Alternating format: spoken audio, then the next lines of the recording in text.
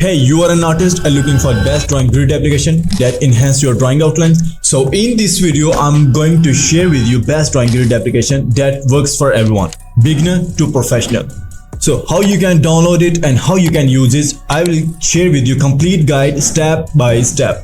And after watching this video, you will not need to watch another video.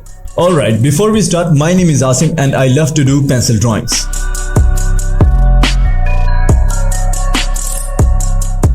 There are thousands of drawing grid applications available on the internet, making it very difficult to find an application that is perfect for your work.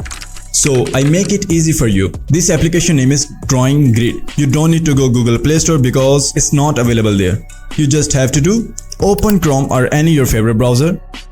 Go to images section. You will find this image easily. Click on it. Click on visit.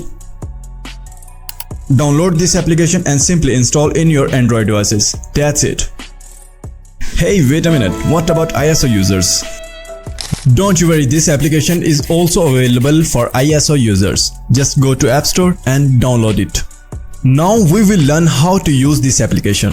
After opening the application, a folder button is visible in the upper right corner. Here you will see a new pop-up show, above which we have two options, orientation and paper size. Within the orientation section, you can select whether you want to draw vertically or horizontally, and within the paper size option, you will select the size of paper on which you are going to drawing. It can be A4 size, A3, A2 or custom size. You have to choose accordingly. I'm selecting A3 size here. After selecting these two options, click on the up open button. After that, this application will automatically access the gallery of your mobile or tablet. So simply select the picture you want to upload from here. I'm selecting this picture. After selecting the picture, you have to select the area of picture you want to draw.